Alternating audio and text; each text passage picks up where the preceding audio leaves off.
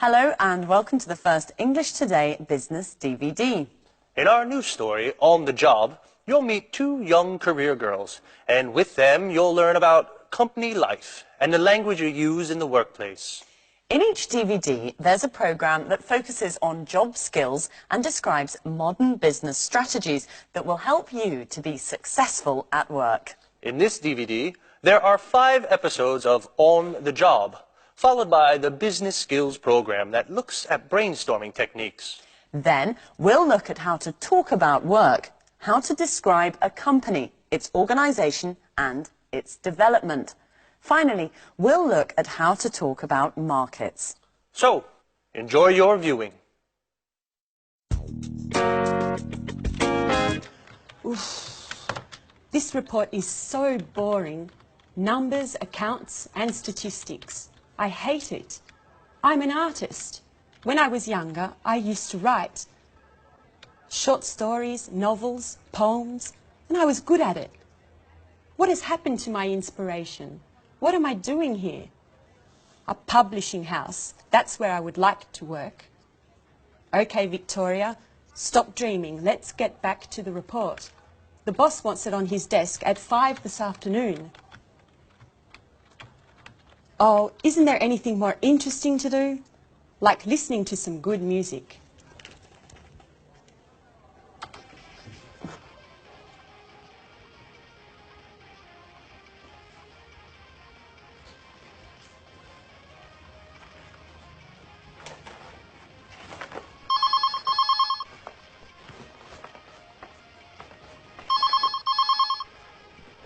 Telephone. Oh, the phone.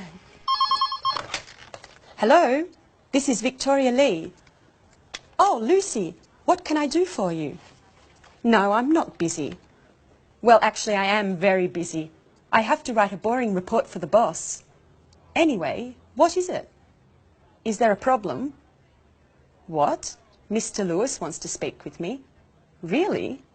Yes, yes, of course. Put him through. Good morning, Mr. Lewis. It's a pleasure to hear from you. How are you? I'm fine, sir. What can I do for you? Yes, I know the product. It's very interesting, innovative, and the marketing department thinks it has a lot of potential for the international market. What? Me? Really? Thank you, sir. Yes, yes, immediately. Yes, yes, Victoria. Today is your lucky day. Bye-bye, boring report.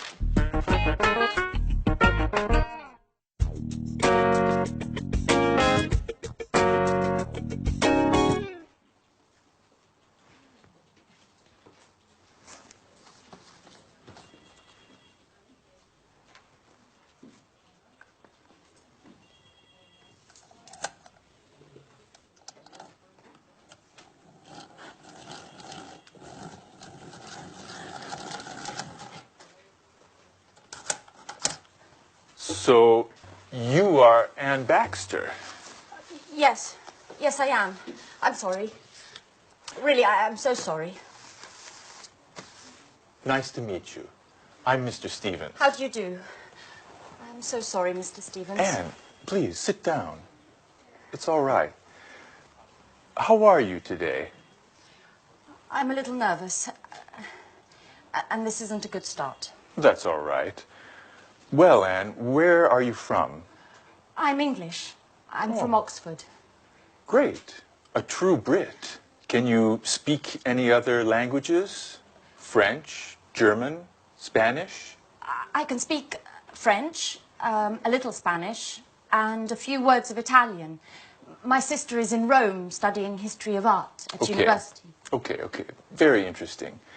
And can you use a computer? The internet? I'm not a genius with the computer, but I can use one. Great, Anne. I have your CV here, and I see you already work here. What do you do exactly? I do this and that. I usually work from home. I have an office in my room with a big desk and 2 chairs. And Fine. That's fine. And do you live alone? No, I share a flat with my Australian friend Alice. And there's a new flatmate now. His name is Jack. He's from New York. He's very nice. That's fine. That's fine.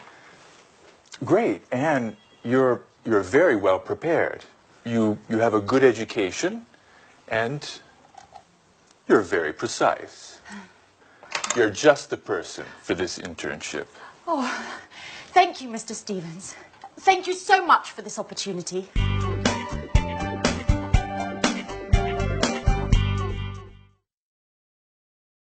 Good. Now, let's see if you know the names of jobs and professions. I will mime a job and a profession. You try and guess what it is. All right? Number one. What's this? What's my job? Ladies and gentlemen, what would you like to eat this evening? What am I? A waiter. Exactly. A waiter. Now, this one. What's my job?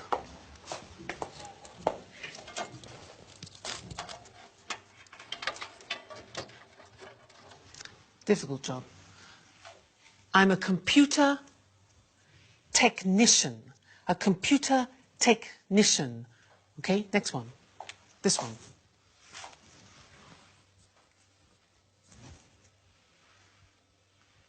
What's my job? I'm a? No, I'm not a policeman. I'm a policeman. A policeman. Be careful of the pronunciation. Next. What's my job?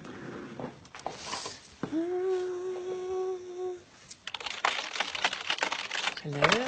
Hello? Yes, yes, yes. Thank you. What's my job?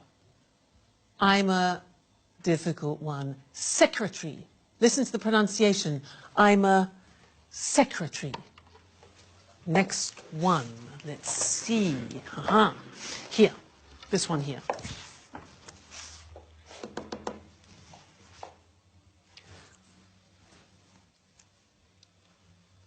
What's my job? I'm a conductor. I'm a conductor. All right, and this one here.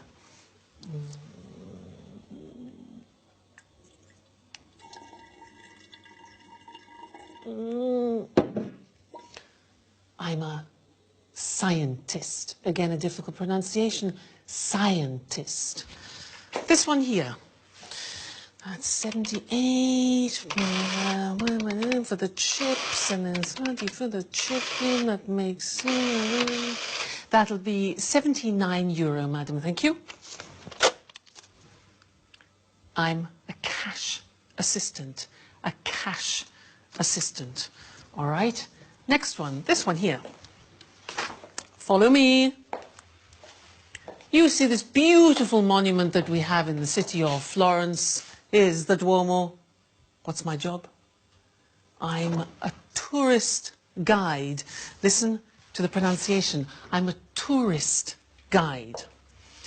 This one, this is difficult. Ladies and gentlemen of the jury, I believe that this man is innocent. My job? I'm a lawyer. A lawyer. Next, this one.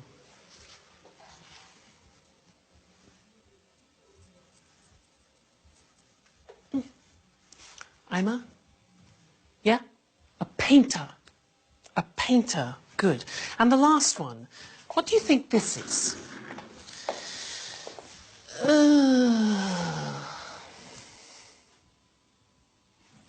I'm retired. I have no job. I'm retired.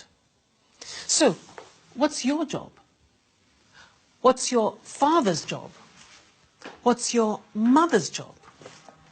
Well, let's look at the screen together and check the spelling and the pronunciation of the jobs we've just looked at. All right, so here's the screen. Good. The question is, what's your job? So, the first one, I'm a waiter. Where does a waiter work? Exactly, in a restaurant.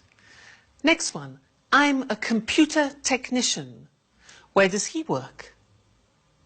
Exactly. In a company. I'm a policeman. Where does a policeman work? In the police headquarters. Headquarters. All right? Next. I'm a secretary. Pronunciation, secretary. Where do I work? In an office. Okay? I'm a conductor. Where do I work? In the theatre. In the theatre. I'm a scientist. I work in a laboratory. A laboratory. Difficult pronunciation. Next. I'm a cash assistant. I work in a supermarket or in a shop. I'm a tourist guide. I work in a tourist center. I'm a lawyer. I work in a law court. A law court. I'm a painter. I work in a studio. I'm retired. I don't work. I stay at home. Okay? Now, those are some different jobs and professions.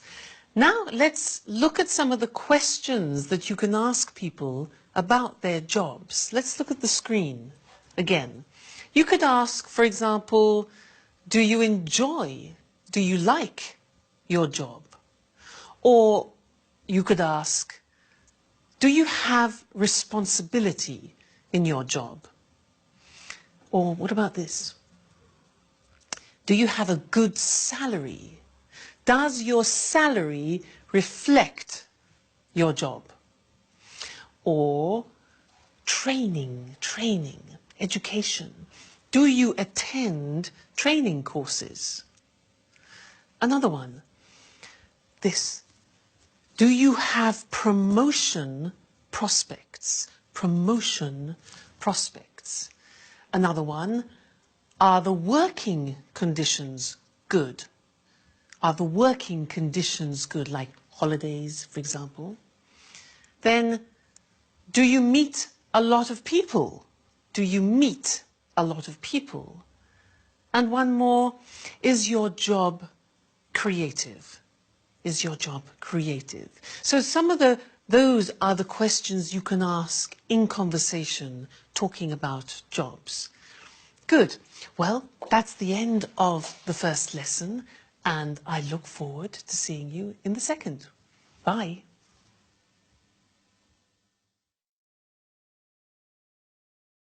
Hello, and welcome to Business Talk, the program dedicated to talking about business skills and techniques. Today's program is all about brainstorming, a very popular conference technique designed to obtain the maximum number of ideas relating to a specific subject. In a bit, Lucy and I will give a short demonstration so you can see what it is all about. But first of all, what does brainstorming mean? And why is it used? Well, people put their ideas together with the aim of finding a solution to a specific problem. Exactly. It's a group activity. All the members suggest ideas and their contributions then stimulate new ideas. And the first rule is any idea is acceptable. Sometimes it's the most outrageous idea that can help generate a solution to the problem. The ideal number of people for a brainstorming meeting is from 3 to 8. Too many people could get a bit out of hand. Well, even 8 people calling out ideas and making comments could get chaotic. So it's useful to have a facilitator, a person who doesn't contribute but keeps the session on course and records the ideas on a flip chart. And although this is a common technique used in the corporate world, you might be surprised to know that during a brainstorming meeting, all hierarchy and roles disappear. The philosophy behind this strategy is to create a real sense of democracy within the group, so that everyone feels their opinions are valued. Now, there are certain principles to follow so that brainstorming works well. But before we look at these, let's do a little brainstorming so you actually see how it works. Okay, now there are only 2 of us, and there should really be 3 or more people in a brainstorming meeting, but this is just to give you an idea. So listen carefully to the language we use. Let's imagine the situation. Our company needs to increase its production space. A brainstorming meeting has been organized to gather some ideas. Let's start. How about opening a second factory somewhere? What if we close this factory and open a larger factory out of town? Let's explore the possibility of opening a larger factory for production and keep this space to make the shop bigger. Perhaps we could rent the building next to the factory. Why don't we look into renting part of the building next door? What about sharing a production space with another company? Couldn't we examine the possibility of building a third floor? Let's try to reorganize the space we have. What if we organise 4 shifts a day instead of 3? We could relocate our administrative staff and keep production here. How about keeping the production here and renting some office space for the administrative staff? Would we be able to reorganize the shop floor space? Why don't we try moving all the production to China? We could move part of the production to China. What about closing part of the production line? Couldn't we rethink the production line? How about keeping the production of smaller items here and moving the production of larger items to China? Okay, we're going to stop here because we're running out of time, but this process could go on for much longer until enough ideas have been collected.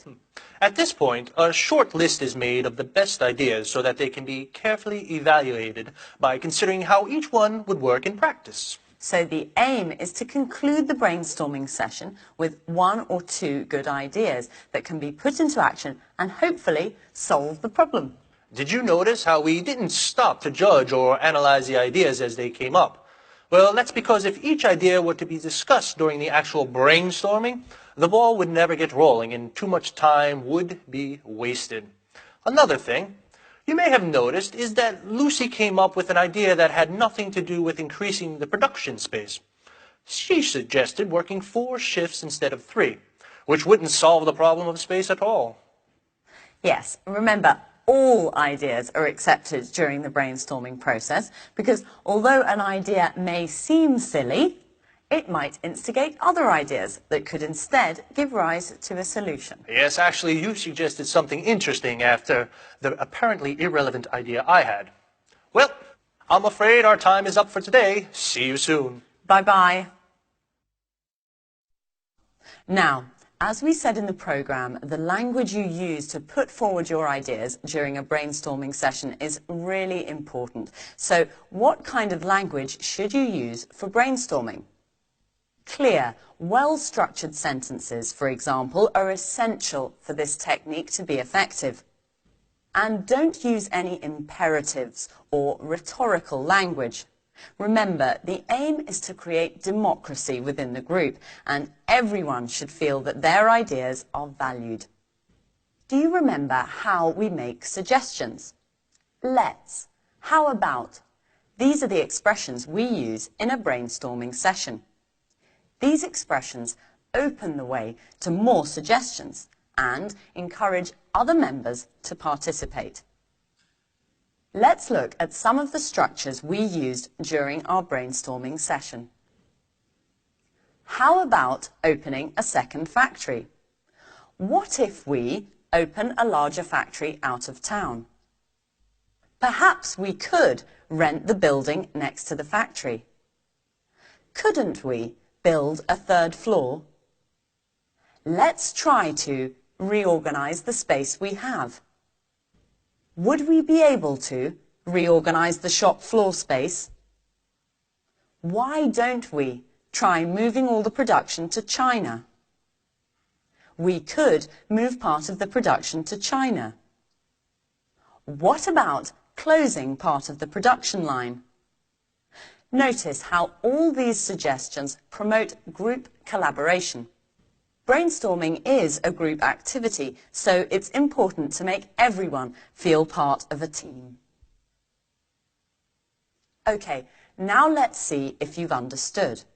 I'm going to make some suggestions as though I were in a brainstorming meeting. And then we'll see which are tentative suggestions and which aren't. Ready? We could rent another factory. Let's build another floor. I think we should close part of the production line. How about moving production to China? Why don't we try relocating the administrative staff? In my opinion, we should open another factory. Couldn't we reorganize the space we have? So, of these 7 ideas, 2 are not actually suggestions. Which 2? Yes, the 2 that started with I think and in my opinion. It's essential that in brainstorming you don't try to assert your own opinion. What's important is to work as a team. Try to limit the use of I and use we instead. It's not easy when English isn't your first language, and you probably need to practice a couple of times for it to come naturally.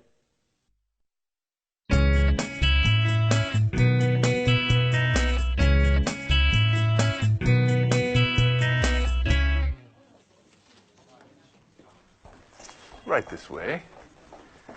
Anne, this is Gary. And this is Rachel. Hello. Hi. Pleased to meet you. Rachel is a very important team member at our publishing house. She knows everything about the company. Thanks. She was our first employee, 1985.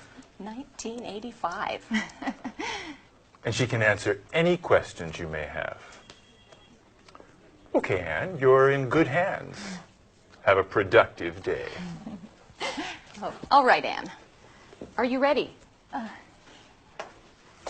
Well, Mr. Stevens founded this publishing house in 1985. Oh, just a moment.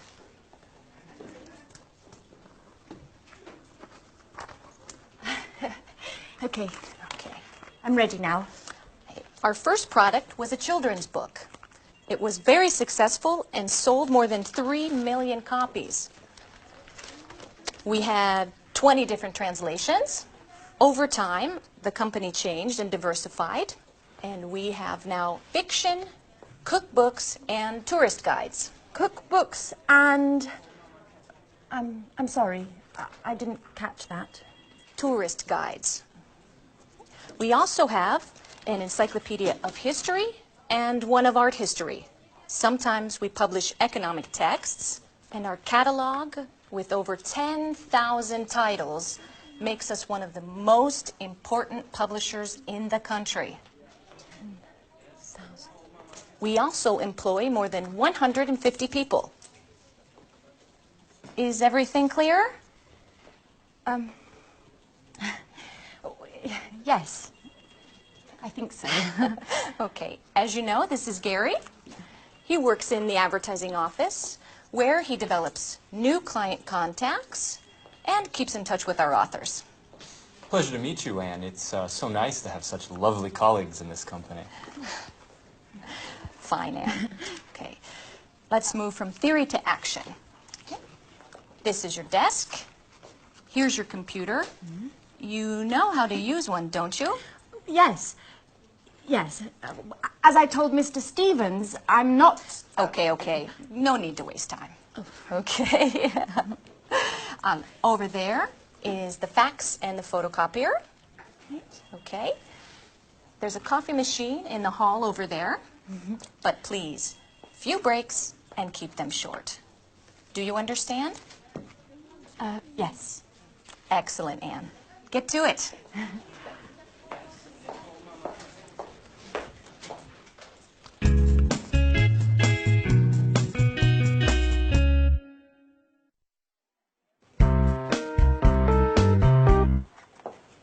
Oh, good morning, Mr. Chang. Excuse me, I was just rearranging my office. Take a seat, please. Thank you. It looks very nice here. Thank you.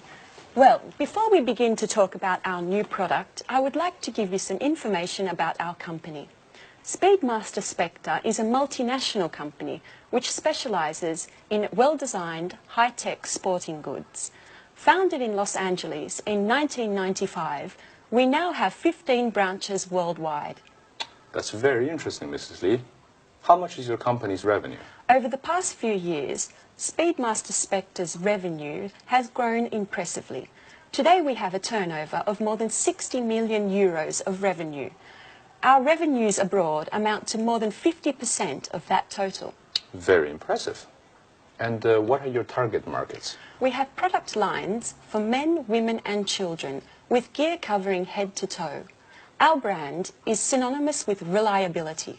Speedmaster Spectre is trusted around the world and we are considered one of the leaders in our sector. Great.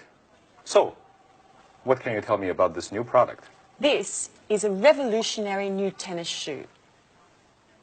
It's extremely durable thanks to our high-quality materials. We're interested in the Southeast Asian market. We believe that these shoes are the right product for that market. And where are they manufactured? Right, that's our strength. We have factories that meet all work standards and regulations in the countries we would like to target. And what is your role, Mrs. Lee? In the past, I was responsible for the Southern European market. Just last week, I took on a new role to test and distribute our products into the Chinese market. It's a very challenging position. That could deliver positive results. Together we can do great things, Mrs. Lee. Well, goodbye, Mrs. Lee. This meeting has been very profitable for both of us. Let's talk soon. Thank you, Mr. Chang. And yes, let's meet again soon. Great. Bye-bye.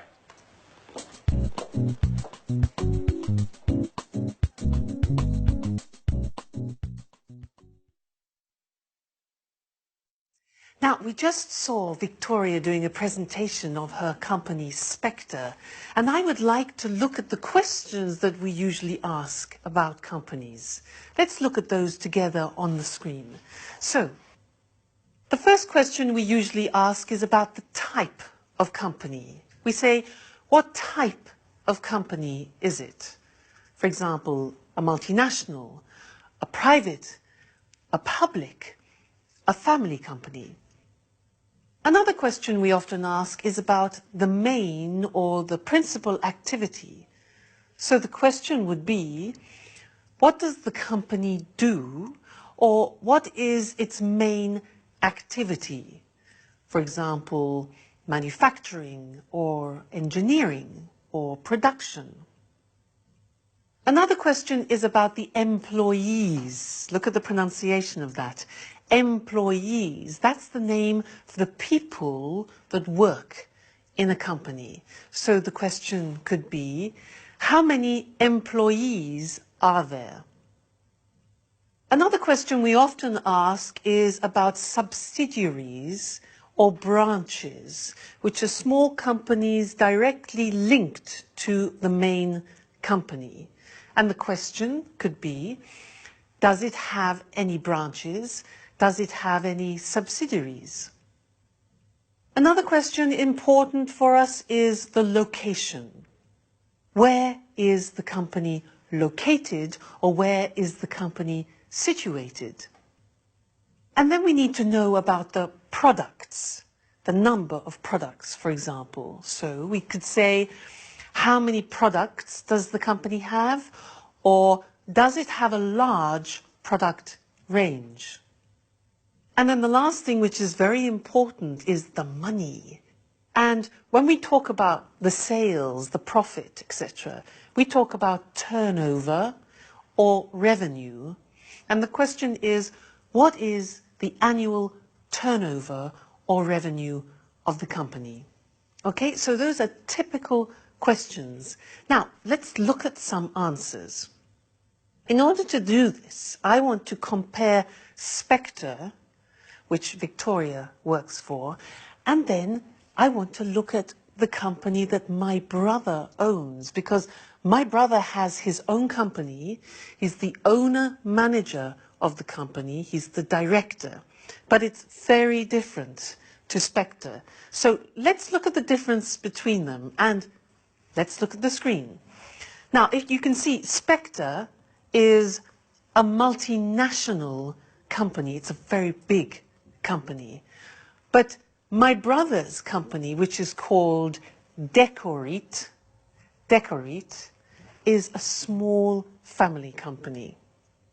Now, Spectre specializes in these, in sports goods, especially these high-tech shoes. But my brother's company, Decorate, produces kitchenware, objects like this. Kitchenware, things for the kitchen. The employees. Now, in Spectre, they have 1,500 employees. It's a big company. But in my brother's company, there are only 37 employees. Then the branches. Well, Spectre is a multinational. It has 15 branches and factories abroad. But my brother has only one head office.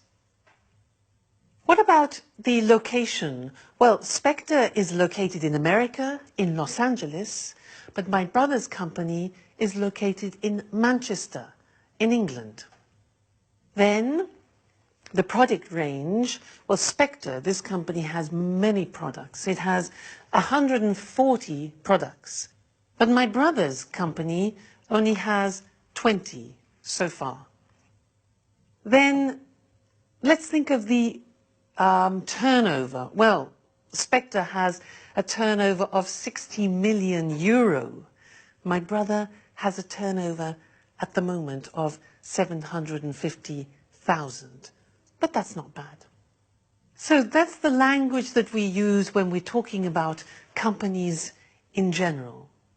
So next time, in the third lesson, we'll talk about something new. And I'll see you then. Bye.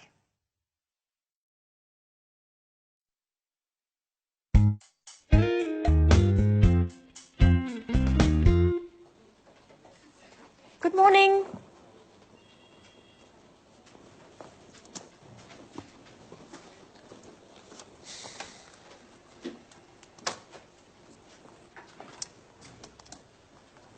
So, are you ready? Yes, quite ready. Okay, then let's begin.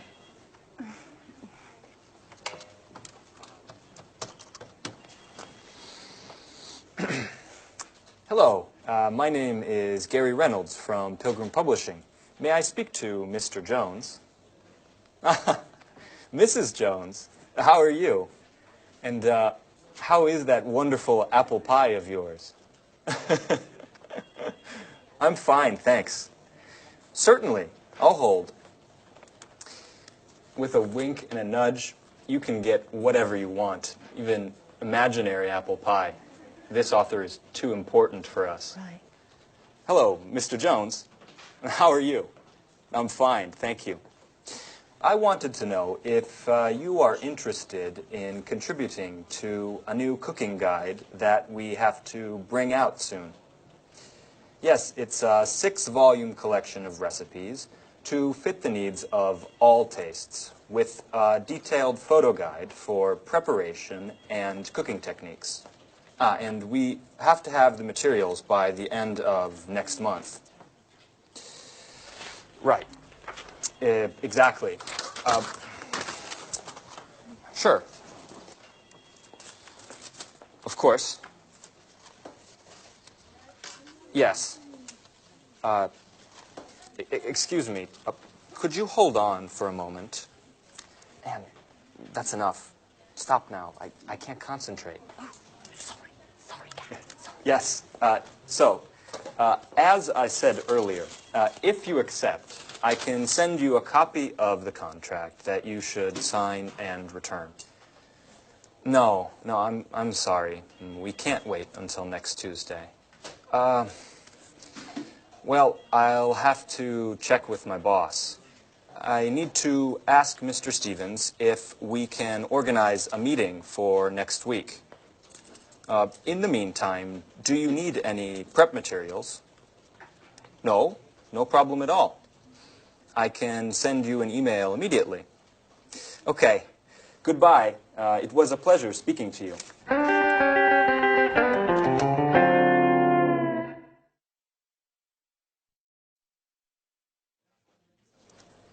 Do you always have to take notes? Yes, I do. I have to learn as much as I can, and there's so much to learn.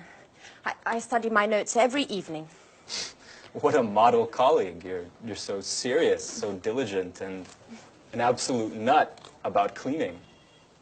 Truly an asset to this company. You're making fun of me. No, of course not. It's such a shame. Such beautiful eyes shouldn't only read all the time. Come on, Gary, stop it. Let's get back to work. Okay. I mustn't pay you any compliments then. So, Ms. Baxter, can you give me the notes from my conversation with Mr. Jones? Okay. So, you said to Mr. Jones that... Oh, I have to start from the beginning, right? Anne, calm down. It's not an exam. I know what we should do. You should try a telephone call. Me? Oh, no. No, I'm not ready yet. Sure you are. It's not that difficult. Okay. Here, Who do we have to call next? try to call Mr. Clifford.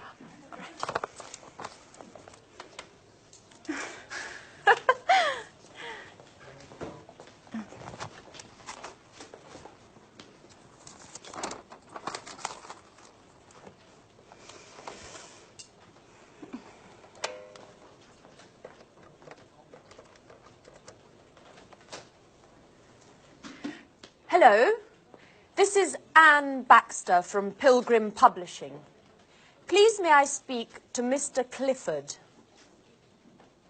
Oh, I see. All right. Thank you very much. Right. Goodbye. Well, what happened? Well, Come on, tell me. I dialed the wrong number.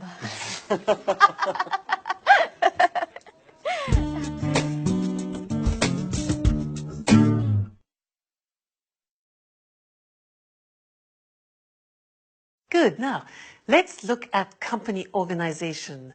As I said before, companies are usually divided into departments. So let's look at some different departments in a large organization. For example, you can have human resources. Now, human resources is usually personnel, it's training. Training is like education, and it's wages and salaries. Human resources. Another department is finance. Now, in finance, you usually have the areas of purchasing, which is buying things, also customer accounts and other financial services. The next department is production. Now, in this particular department, you have producing the goods, you check the quality, you do the packaging, and you distribute the goods to customers. That's production. And the last one we're going to look at is marketing. And in marketing, you advertise the product and you organize sales. So, here they are: human resources, finance, production, and marketing. Now it's your turn. I am going to describe some activities in these departments, and you must decide which of the department the activity is in, okay? I'll give you an example. For example, which department recruits staff? Recruits, that's a difficult verb, takes on staff. Which one? Human resources, finance, production, marketing. Exactly, human resources. Now, you go. Which department creates an image? Creates an image. Marketing. Good. Next one. Which department manufactures and produces the goods? Oh, it's easy. Production. All right. Next one. Which department, very important, pays salaries? Salaries. Human resources, exactly. Next one. Which of these departments packs the goods in boxes and in crates? Which packs the goods? Packaging. No. Marketing, no. Production, exactly. It's production. All right. Next one. Which of these prepares invoices? Now, do you know invoices? Invoices are like the bills that you send to customers or suppliers. Which one? That's a job for finance, exactly. Next one. Which department checks the quality of the goods? The quality? Marketing? No. Production, that's it. Good. Next one. Who trains the staff? Who teaches the staff? Who organizes courses? Yeah, human resources, all right? Now, who dispatches the products? Dispatches, that sends the products. Which one? It is production, actually. It's production. This is easy. Which one designs an advertising campaign? An advertising campaign, obvious. Marketing. Okay. Who does the budget, taxes, and investment? Clear, yeah? That's finance. Finance department, taxes.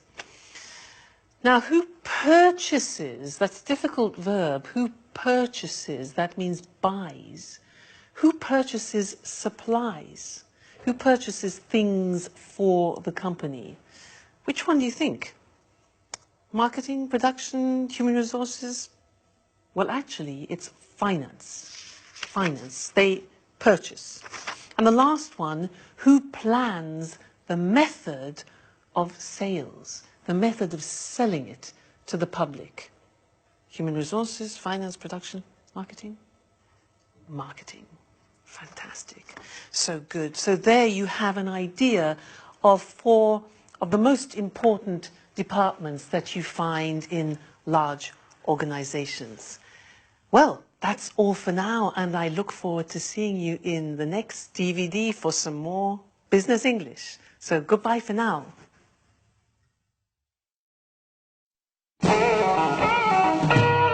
So, Mr. Stevens, may I begin to explain our typographic services? Just a moment, Mr. Richardson.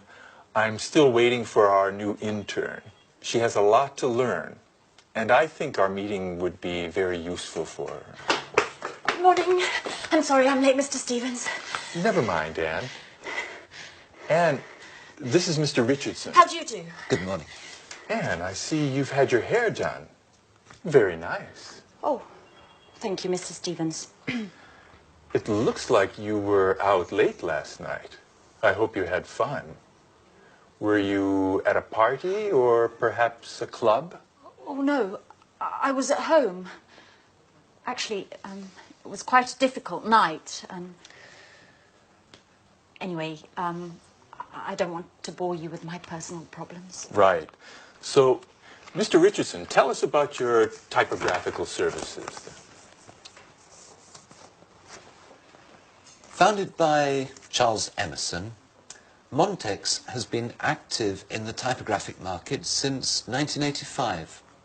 From the beginning, we have been known for our innovation and high-quality products. Mr. Emerson's children, John and Lucy, have continued the tradition by improving and enlarging the family business. The first Montex office was located in Russell Street. Oh, Russell Street! That's where the flower market is. I went there just the other day and bought 2 beautiful yellow orchids. I'm sorry. I'm sorry, Mr. Richardson. I didn't mean to interrupt you. As I was saying, over the years and following changes in the market, our company has diversified and extended its line of products. We've purchased the latest technology, offering our customers the best package available on the market today. In 2000, we moved to a larger office space in order to improve production. Our new headquarters are located in Rodney Road, And we have approximately 55,000 square metres at our disposal. Well, that's a huge space. Yes, that's right. It's very big. Anyway, our first success was with brochures, marketing flyers, pamphlets and company catalogues. We also provided business cards and general printing services. Over time, we moved into book publishing as digital technology and expansions in the market gave us the skills to enter the market. Currently, we're equipped to provide highest quality publishing at an extremely competitive price. Our current capacity is more than 100 million pages per year.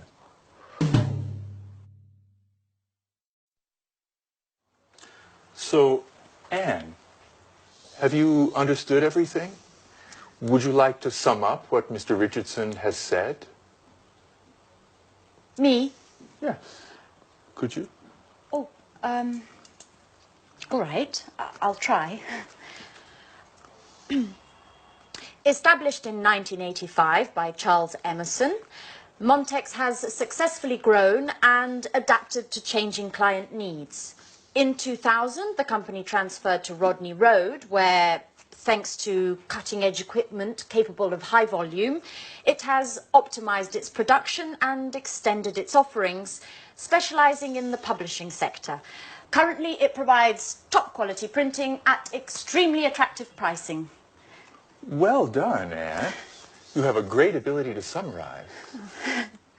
You know, Mr. Richardson, we aren't very pleased with our current typographers. They don't meet deadlines. Professionalism, efficiency and punctuality are the keys to our success. Do you know that in just a few years the number of Montex clients has grown by 100%? And what sort of printing do you principally use? Digital printing and offset printing in the case of high density needs. What? Offset printing? Young lady, you work for a publishing house and you don't know what offset printing is? No, sir. I'm afraid I don't. Is it important? And offset printing is the classic way in which a graphic project done on a computer is converted to the final printed page. I get it. I get it. Well, it is important. It's extremely important. What an idiot I must seem. I basically told you I have no technological know-how. You know, Mr. Stevens, I am studying the editor's manual that you gave me, but I haven't got to the letter O yet.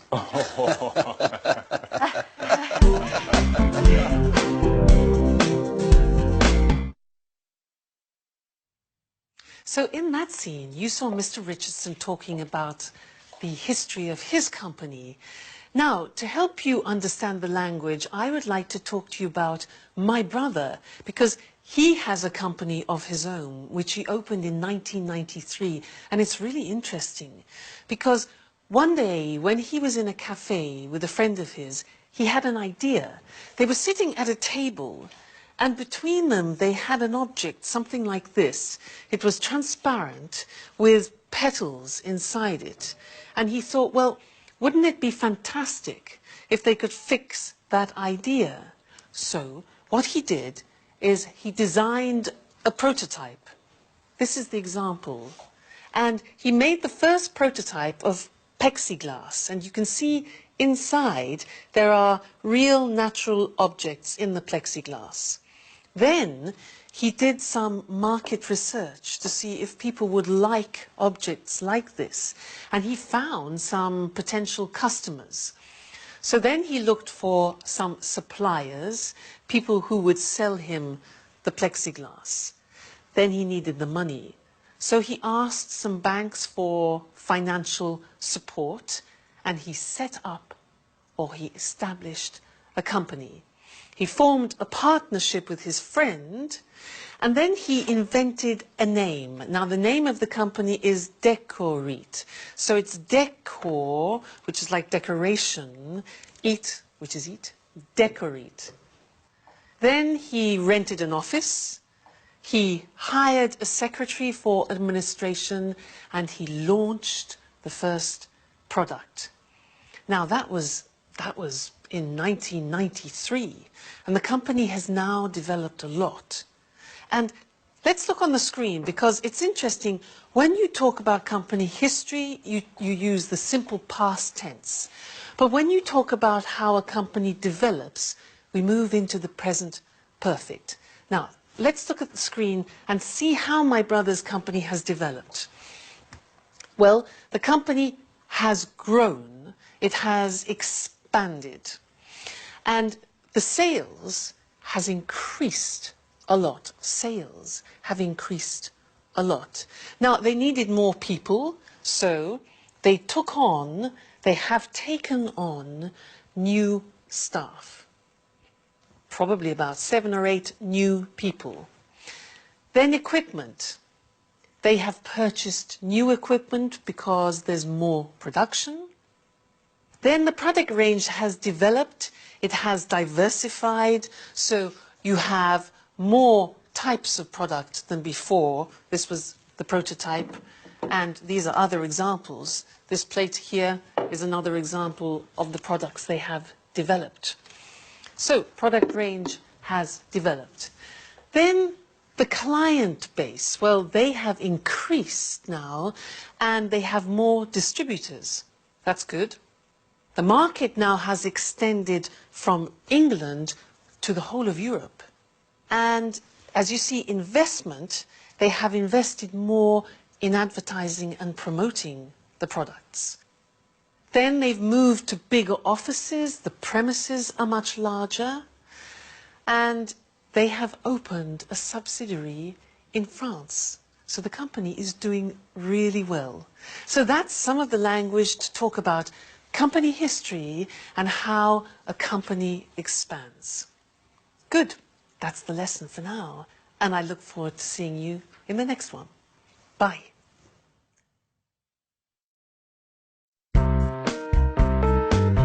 We're meeting here today to show Mr. Chang our new Smarty tennis shoes. These innovative shoes are made of high quality materials and are perfect for the Southeast Asian market, which, as we all know, is expanding rapidly. We're especially interested in the Chinese market, which is growing at a pace much faster than the rest of the world. Excuse me for a moment. Henry? Hi. I'm sorry, but I'm in a meeting right now. Let's talk later, okay? All right, tell me, but hurry up. No, Henry, I never told John he could watch TV all day. He must have misunderstood. All I said was that he can watch all the TV he wants, but only after doing his homework. This really isn't the right moment, Henry. I'm sorry. Can we continue this conversation later on this evening? Pardon the interruption. Now, as I was saying... Excuse me, Victoria, but do you think this is the right product for the Chinese market? I think that before we export Smart in the Southeast Asian market, we need to take a close look at the local competition and the market's tasters in the sector. Excellent observation, Paul. We've actually already done market research, and as Mr. Chang can confirm, demand for sporting goods in China has grown by 50% over the past 10 years. Far Eastern consumers are increasingly interested in the latest fashion. They have become the most demanding consumers of fashion and quality in the world. Isn't that right, Mr. Chang? Oh, yes. Your fashions have reached our shores. Fashion is law, especially for young consumers. In fact, purchases are driven more by trends than by the actual products. And what about the competition, Victoria? It's a well-known fact that labor costs are lower in China, and the shoes produced in China are much more cost-competitive than in Europe. Right again, Paul. However, our shoes are manufactured with high-quality materials. that target an upper level segment of the market. This market segment is quite happy to spend more on products that are well equipped, last longer and are of a higher quality.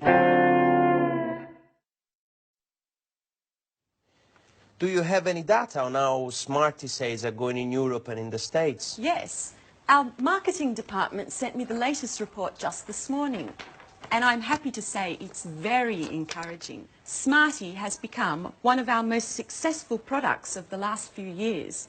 Demand is growing exponentially, and the satisfaction level of these shoes is much higher than that of similar shoes produced by other companies.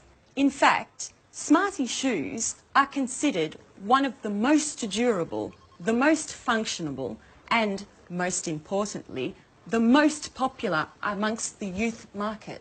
And what about the distribution?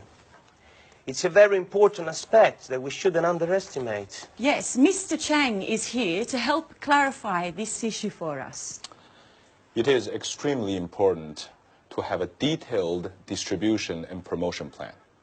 We've also got to create a reputable chain of agents to distribute our products over the widest possible area. This, in turn, will help us make importation easier and reduce taxes for entry into the Chinese market. Look, I'm very happy to provide you with any information you may need, as well as contacts inside the Ministry of Industry and the Chamber of Commerce. But, of course, success depends on your goals, your strategy, and the type of financing plan you're willing to provide. And besides that, oh, excuse me yet again. John, what do you want? I told Dad I'm in an important meeting. No, John, I didn't say that. First do your homework and then you can watch TV, okay?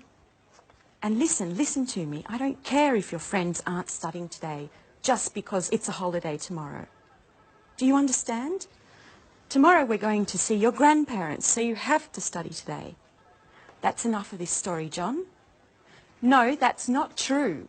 I'm a good mother and I love you, but it doesn't mean I don't have the right to tell you what to do. Listen, I don't want to talk about this anymore. Goodbye. Pardon me, just a little domestic problem. Well, yes, Mrs. Lee. We all know that kids cause more problem than work. You're right, Mr. Chang. Kids, anyone who understands them is a genius.